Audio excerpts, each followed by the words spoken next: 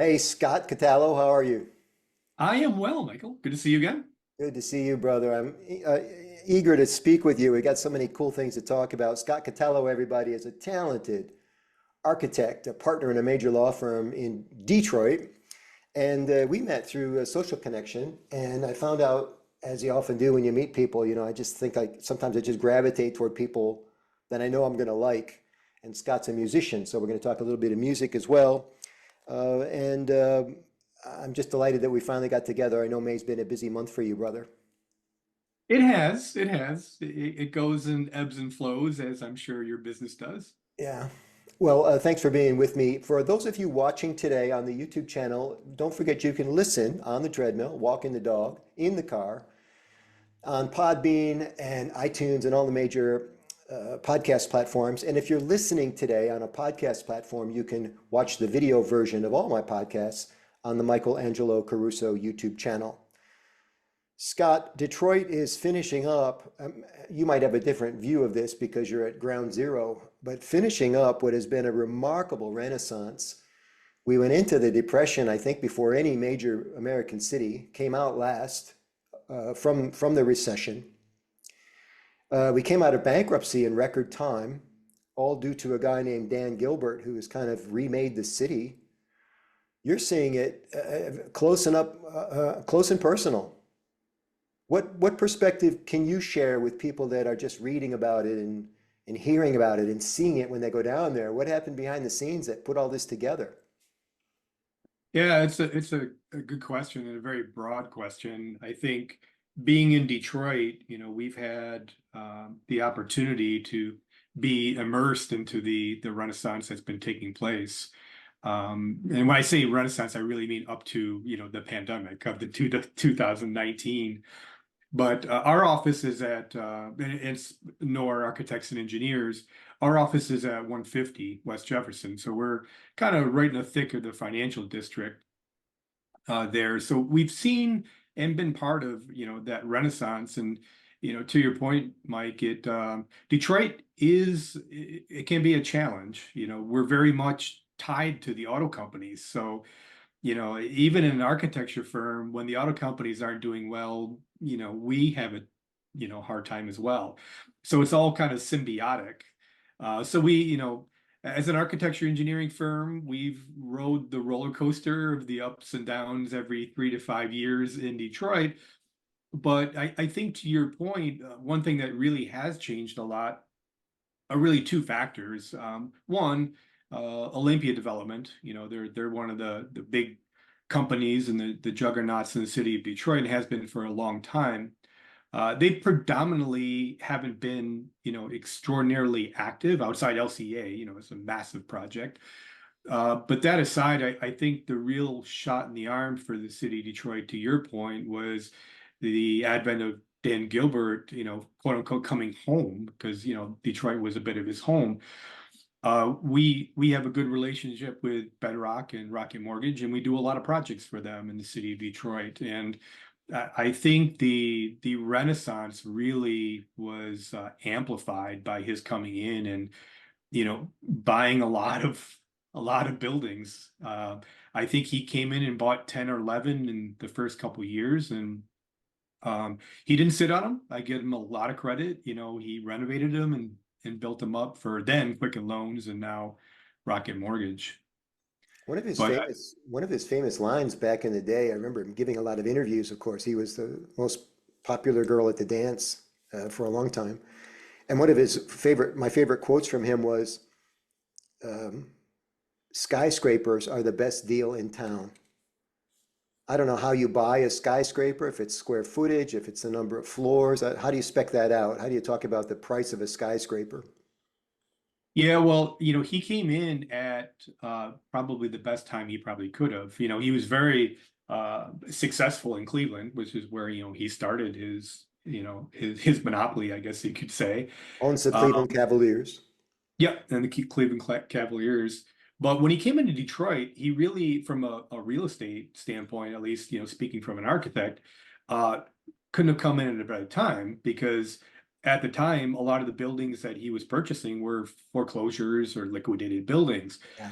So he really, came in and got, some, at least from my impression, some good deals on some beautiful buildings, which, would have sat vacant for a long time. So he came in when the market was really good, and yeah, he made the most of it. And you're right, he did not sit on them. It seemed like there was a new grand opening every other week. It was so exciting. And then if you had been away from the city for a while and you finally went downtown, you're like, holy hell, what happened here? This is fantastic. And that, of course, has had a symbiotic positive effect with so many other things, including the Movement Festival, which happened last weekend, probably in your Yeah, backyard there on West Jefferson. right outside our window. Yeah, Yeah. And I think why it's important to note too that I think why these things are important, and I've always looked at, major cities, which Detroit is, they are really like an ecosystem, like in nature. For example, with Dan Gilbert coming in, he not only just renovated buildings, but he brought in thousands and thousands of employees. And when you do that and kind of, get that kind of density into the city again, which it didn't have for a long time, other than, city government employees, then you start to see what, we saw in 2016 to 19 is there was, Detroit became a foodie town. There's restaurants opening up left, right, and center. And the only reason they did that is because of the density was coming back to the city of Detroit. So, it's all, a general ecosystem that feeds off each other. yeah. Well, just think, I mean, those thousands of employees have to park someplace. That creates a parking industry almost. They have to eat lunch, a lot of them breakfast, most of them drinks after work. Mm. It's fabulous. A lot of them are buying gas in the city before they go home.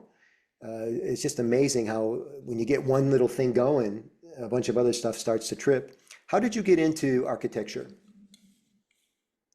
In a unique way, it's a good question. I actually started out in engineering, uh, which I don't think most architects do, but maybe they do. And I was always mechanically inclined. I Yeah. was my dad had a shop growing up, so I kind of wrenched for him for quite a while, and like working with my hands and was You mechanically wrenched for inclined. him working? Yeah, I was a mechanic for him. I Sorry. never heard wrench used as a verb before. Oh yeah, yeah. And I enjoy that. And I think that gravitated me getting into engineering. Didn't know what I really wanted to do, so I went to junior college at Henry Ford Community College. And I was most of the way through my associate's degree in engineering there. And I got to a point where I was taking, and I remember this vividly, I was taking a final exam and we had to take apart an engine and detail all the parts in it. And I remember thinking to myself during this final exam, like, why, Scott, why are you doing this? I don't know, this is what you want to do. And, I did the thing that probably a lot of students don't do. I went and talked to my professor and said, yeah, I just don't know this is for me. And he said, well, maybe it's not. He said, you seem like a pretty creative guy. Why don't you try some architecture classes? And I did. And I switched my major there. At that time, it was architectural construction technology. So you kind of learned, how to build things, and I enjoyed that, and went from there in Lawrence Tech, and there you go. Isn't it amazing how I heard a guy one time, a strange reference here, but Dr. Phil McGraw from TV. He Okay, said yeah. one time, and I'll get the numbers wrong, but he said, it was a nice soundbite. He said,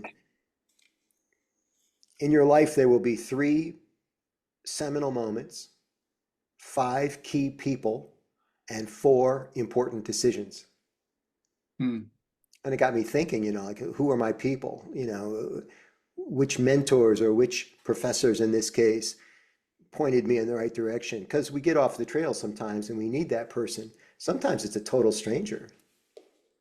No, I remember speaking one time, and it was just early in my career. I wasn't sure it was going to be a career for me, but I enjoyed it. And I got off the speaking platform, and a lady came up from the audience, and she said, "I really like your style." She wasn't coming on to me. She meant that she liked me as a speaker and a teacher. I was teaching that day. sure. And that got inside my head, man, because a total stranger recognized something in me. It doesn't have to be a close friend that does this. Thankfully, your professor saw that creative bent. And you were Yeah. how old when that happened? Um, I was probably 22 at the time. Changed the trajectory of your life. Yeah, it did. It did. And I think and I just recently did an episode on mentoring.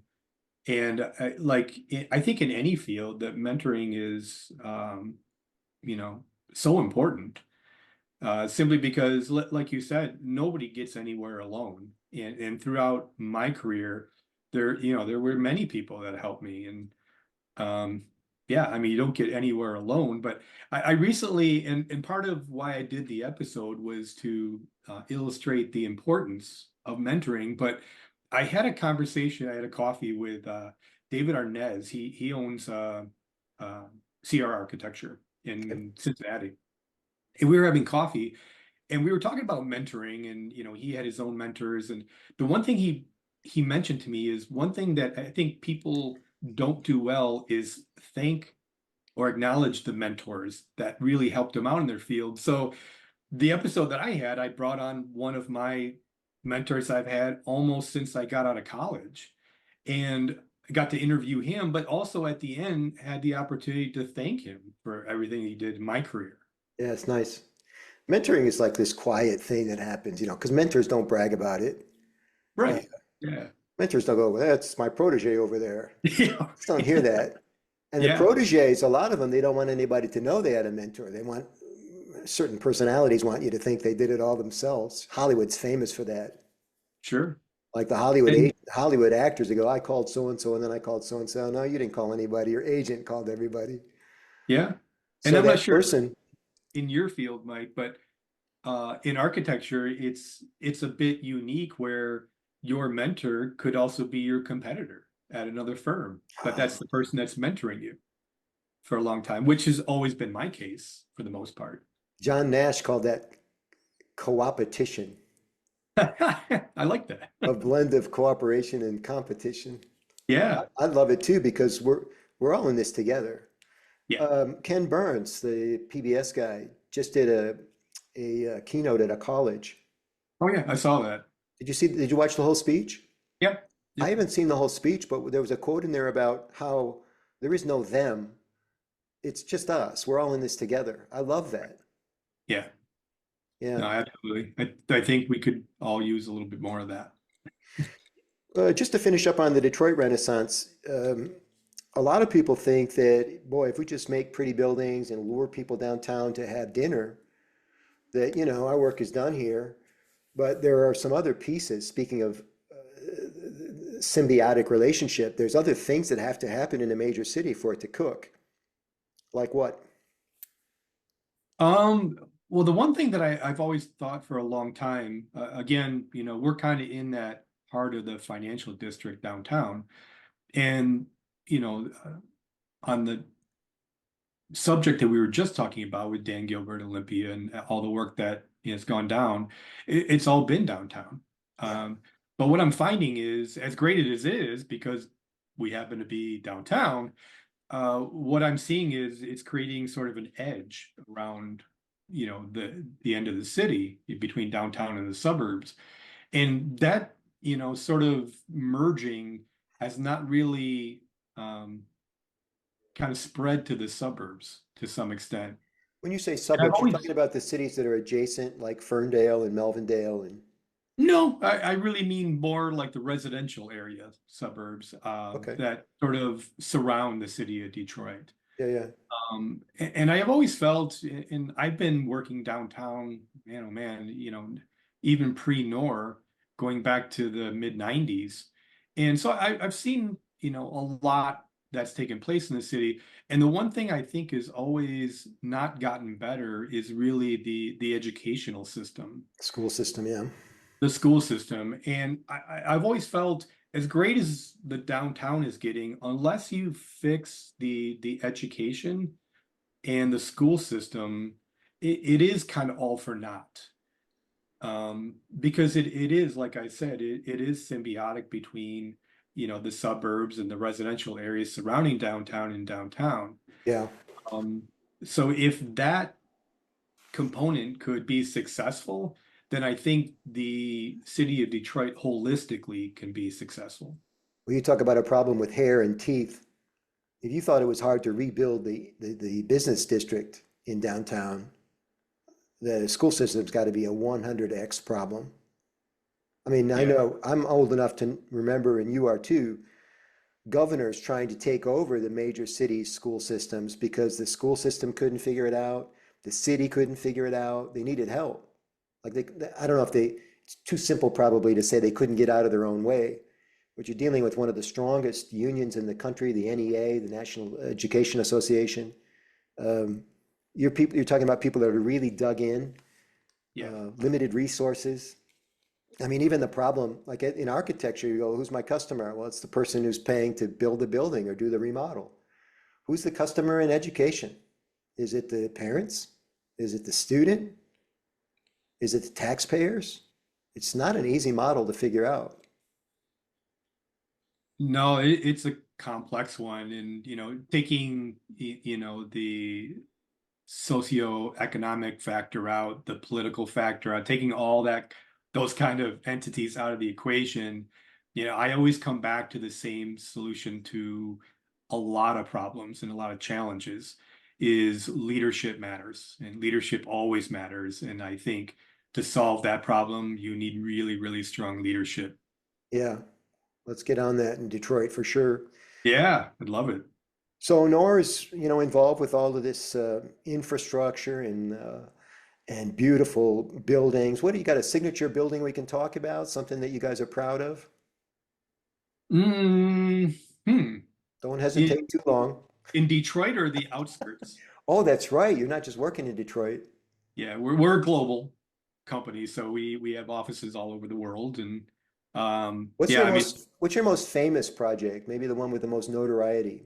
probably easy the Birch Leaf. And tell us about that. Where is that? That is in Dubai. It's the longest, or not longest, it's the tallest building, I think, still in the world. Wow. Yeah. That's a nice little It feather in may your get cap. surpassed here in the next year or two, but we'll see. But locally, I think one of the exciting projects which just opened last week is the new Detroit Transit Center. Locally for us, that was a partnership with Ideal and DLZ and SOMAT Engineering, and Yeah. um, so you've been in this area for a long time and recall the state fairgrounds. Yeah, sure. So we were able to adaptively reuse the old cattle barn building for a new transit center. Oh, wow. I If haven't you been there remember yet. that back in the day. Yeah, we've been pretty involved on that site. As part of that project, we adaptively reused the Coliseum to create a park. We're creating a park there. And we were kind of instrumental in the old band shell, if you remember that. For I'm sure, yeah. sure you went and saw concerts there. For sure. I saw the Osmonds there, the Osmond family. I was telling somebody in the city of Detroit when we were looking at dismantling it and putting it up somewhere else. I actually saw, if you could believe it, Bob Dylan there at one time, and Morris Day and the Time. I Oh, saw there wow. at that band shell. Yeah. I saw Uh, Morris Day in the time at Pine Knob or someplace about, okay. about They were great eight, live. 8 years ago. Yeah. Yeah. It's a Prince spin-off band, everybody, but they had a couple good hits. Anyway, Mhm. funny anecdote from the event was we're in our seats and we're waiting, and the show's supposed to start at 8 o'clock or whatever, and now it's 8:15, and then it's 8:30, and it's 8:40, and we're waiting for Morris Day and the Time, right? And we just got a big kick out of the fact that Morris Day and the Time were really late that night. Yeah. Before Or we move on from architecture and a little nod towards society and changes, you mentioned we had been talking about some buildings that have long been torn down and repurposed. Um, we're seeing, I think, more than ever, this type of ahistorical viewpoint where um, some something, a building that's named after somebody or a statue that's named after somebody is no longer relevant because of values that we hold today. I mean, Hmm. it's an interesting exercise, isn't it, that these people lived in a completely different time. What's your feeling on this? Because I know when you build something, you want it to be around for a while. I mean, to you, a building is not the name on the building, is it? It's not a leading question. I actually don't know the answer. Yeah, not necessarily. And I think on your aforementioned comment, like, watching what's been happening over the last, few years, when you mentioned like the statues and buildings and how they're treated, I always felt that, in my heart of hearts, history is history. It's not for you to, like it or hate it. It is what it is. It's Or just approve of history. it. Yeah, yeah, it is what it is. It can be good or bad. It's not for you to like or hate. It's just history. Yeah. Um, and you can certainly have your opinions on it. As it relates to architecture, we don't, we had talked, prior that buildings downtown, like even in Detroit, like the Guardian building, we'll never build buildings like that anymore. You're downtown, you see the new Hudson building. It's a tall building and it's steel and, curtain wall and what you would expect to be built today. Um, but the buildings that are either civic buildings or what I consider to be like important, iconic buildings, it's hard to, number one, find people that can build them anymore, that have the talent that people once did, whether it's, plaster work or clay tile, fabricating, like those kind of things. Um, but you can't pay for buildings like that anymore. They're just far too expensive. So I don't know that, those kind of civic buildings will be built anymore. When we had talked earlier, I see a lot of really, really nice buildings that are going up, but I also see a fair amount of what I call disposable architecture that's being put up. It's, projects that'll go up in 10 years, they get ripped down and something else gets put there. And I don't necessarily think that's a good thing. But I also think, when we correlate you and I, creative things like architecture, I also, put them in the same category as music. There's a lot of disposable music that's being produced, and there's really amazing, music that'll, last to the end of times. Yeah. We're going And to I get to think music. architecture is kind of the same way. Get to music in just a second. I love Ah, I that. hope I so. love that. I was watching I hadn't planned to talk about this today, but just last night I was watching a documentary about Roy Cohn. Do you remember the name? No. The old, he's gone now, bulldog attorney Okay. in New York. He was involved with the prosecution of the Rosenbergs, goes way back. Mm. He was pit bull for the McCarthy hearings. Okay. And I'm mentioning it in the context of architecture because Cohn was involved, at least obliquely, with the building of the erection of another famous building, which was the Trump Tower. Mm. Another building that might not get built today, even though it was built, what I think, in the 80s. It might not get built again today. You can tell me if this is true. The documentary said that most buildings that go up today are steel, not cement, because concrete's Correct. expensive. Yeah, concrete's expensive and steel, I think, is a lot faster to Yeah. build. Yep. So I was interested in, well, how did this guy get this building done? And it came out that he had connections to people that did concrete Mm. in New York. Okay. I'm Italian, everybody, Caruso. So probably my relatives who probably weren't involved in the 100% legitimate businesses, but he was able to work with those guys where other people either didn't want to or wouldn't. And also he hired a bunch of migrants, you mentioned, or immigrants, maybe both, um, and then stiff them on the tab. Mm. Not a political comment, by the way, just looking at situations and what causes a building to be built that, according to the show, Trump had stiffed everybody, didn't pay the bill. Well, if you don't pay your bill, you save a lot on money, you save a lot on costs. Sure. All this to say that I think every society, every generation does the best they can to make a mark, leave a mark. And I'm grateful to people in your industry for all they do to make the world beautiful and functional. That's a lot more true than it used to be. These green buildings and buildings that are smart wired. Amazing. Yeah. Congratulations on all your success. No, I appreciate that. Yeah, I think the progression of technology, certainly helps. And I think our own knowledge, like you mentioned sustainability, it's something that maybe 20 years ago it wouldn't even been considered. But Yeah. I think we're adaptable people. I think we see you know, the I think we've educated ourselves a little bit on what's more important. Sustainability obviously being a paramount Yeah. issue in buildings now. You mentioned music as disposable. What do you mean by that? Well, I think nowadays, like I think a lot of it is social media driven. And I think like in the old days, and like when I started playing music, and I've been playing in bands since college, that I did have friends that thought they were gonna do it for a living, and some still do, surprisingly. God bless them. But it was always under the moniker and the idea that you created music, and again, a lot of this was pre-internet, but it was under the litmus test that you went out and you promoted new music by playing 40 shows a year, You as much earned as it. you could Yeah. to get your name out there. And that was, I think, pretty normal.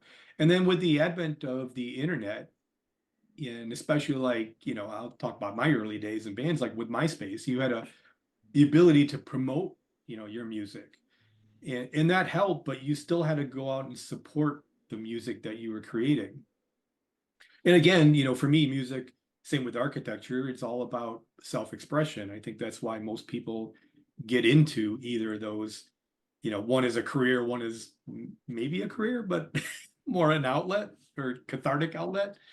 But either way, it's all about self-expression. And the important part of creating music for me is to express yourself a certain way and get it out to people, Yeah. so they can hear it and, kind of absorb your thoughts. And maybe they feel the same way you do, or maybe they don't. And that's okay. But now with the social media stuff, you could have somebody like, and not just pick on any one person, but like a Justin Bieber who just became famous because he was on YouTube. Maybe his music's great, maybe it's not, maybe people love it, maybe it's not for them, but if it wasn't for YouTube, maybe nobody would have heard of him. Yeah. So I was in that a really band. launched his career. Well said, sir. I was in a band with my brothers for about 10 years in the 80s. We did some pretty cool things. I was having a conversation slash argument with one of them the other day, talking about what causes this, the difference between the hobbyist and the musician with, say, a quasi-professional stripe. And we got down to this. I mean, what is it? How do you even define musician? A musician is somebody that can play music. Well, these Mhm. days, if you press a button on a particular piece of gear, you could play a song. You could sample music. You could create a click track, some sort of a beat. Um, should they be able to play a classical instrument? Should they be able to read music? Do you have to do any of this stuff now to make it, as you mentioned, in the music business? Bieber was a child star, I think. Certainly can carry a tune. I don't know if he's using auto tune to carry that tune, but he's not ungifted as a singer. Has he written any songs? I don't know. I'm not a what do they call it? A believer. Okay. I'm a believer. Yeah. I Yeah. forget how they say that, or it's his version of the Swiftie. Yeah. Um, Sting did an interview the other day, and he said one of the big changes in music, and I think social media may be key here, is everything with such a fast lifestyle now. We don't want to take time with stuff anymore. And so he says most modern songs don't even have a bridge. Yeah. That's Why? true. Well, it maybe makes the song 2 minutes and 30 seconds instead of a full three. Also, it's a lot faster to pump out the songs if you're not generating a bridge. And this repetition, this monotony that we've come to like in club mixes and dubstep and all of these, talking about the Movement Festival last weekend, it's a Yeah. it's a very repetitious, layered kind of a thing. I read one time there were like 20 guitars in a U2 song. Times are a changing, as Dylan used to say, right? Right. Is that good or bad? Is music getting worse or just different? I don't know. It's all in the eye of the beholder, I suppose. There's a lot of people that would probably listen to what my thoughts are and think, wow, you're just an old curmudgeon and that's just the way it is. And maybe that is the way it is. Um, and to your point, I think like writing music, like I still write music on a notepad. And, sometimes I write the lyrics first, sometimes I come up with the riffs first. But again, it's all under the guise of self-expression. But now, like what I'm seeing is with the advent of AI, you could really have it write 10 songs for you a day. And then maybe you come up with the riffs yourself, and maybe they're good and maybe they suck. But at the end of the day, you could create an album almost in a week Yeah, of yeah. just AI material. And I don't know that that's self-expression. Because at the end of the day, for me, it's all art, Mm. and that's why you do it. And art, much like what we were talking about earlier with the statues and the buildings, art is just art. You can love it, you can hate it, but it's somebody's impression of something. What's your primary instrument, Scott? Um, that's a great question. I I always say I'm a drummer because that's what I've always played the longest. And I consider myself somebody who plays guitar. I always say there's drummers and there's people that play drums, and Yeah. there's guitarists and people who play guitar. So I can play rhythm guitar pretty good, leads not so much. In bass, I'm pretty decent. You've heard Billy Joel's newish song, first one he's released in 30 years. I have not yet. Oh my God, I'll send it to you. It's not hard to Okay. find. But I'd be interested in your opinion on it because, you just can't stay out of the market for 30 years in any industry and put out the same product 30 years later and have people go bonkers for it like the good old days. So Yeah. the production values have changed quite a bit. I even have friends who are arguing that it's Billy Joel's voice through AI and has a little younger timbre than maybe it should for a person his age. I'd Right. be interested in your opinion. Yeah, But no, it's, I think there is something to that. I think back per your comment to, the Beatles releasing when they took some of John Lennon's old raw tracks and recorded, what was it, Real Love and Free as a Bird. I mean, those were released, I don't know, like a decade ago or whatever, but those were great songs. yeah, And you think, and I do think this from time to time, like if Jimi Hendrix was alive today and let's say Band of Gypsies kept going, which I still think was his greatest stuff, the last album that he did. If, let's say, for argument's sake, Band of Gypsies was still together and they released an album, would it catch fire today? Or people were like, well, it's pretty good, but it's too much soloing for me. Not or enough. I don't know, something, not enough, or go back further in time. If Franz Liszt, released another concerto, would people flock to the auditorium? I don't think so. Yeah. Yeah. I mean, to your point, there's not a lot of composers out there that I know that are catching fire. They tricked us all during COVID, bringing our conversation full circle. You had mentioned COVID a little bit ago. They tricked us all during COVID to go back to church because they put, it's actually a Beatles concert, but they did all kinds of things. They put a bunch of candles in a church and they set it up like a little concert hall. Mm. And that was unique, and you had to sit 6 feet apart and stuff. But it Oh, yeah. was that was the most fun I've ever had in church because we went and we heard popular music. It was well done. The acoustics were fantastic, and plus I was just craving to be with people again. Right. I think we will continually find ways to keep things fresh, both in architecture and music and hopefully just life in general. I fear sometimes that we're losing a little bit of that empathy and that communication, that connection that we've had in past generations. When you talk to younger people about this, they don't have a reference point. But Yeah. we'll see. Yeah. And I think that's important because I mean, you're a musician as well. And, you've seen many, many concerts and I have as well. And when I see somebody like playing an instrument or even a vocalist in a band, you see them, and this is where I think the self-expression is important when you're writing your own music. Like you can watch them and you can see what they're feeling, and you can at at times in a weird way feel what they're feeling through their music.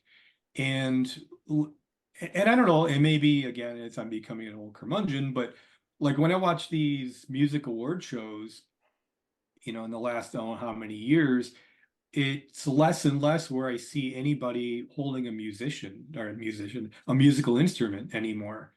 Yeah. A lot of it's just, pre-programmed backup music to a vocalist, which, I consider, somebody who's doing vocals an instrument.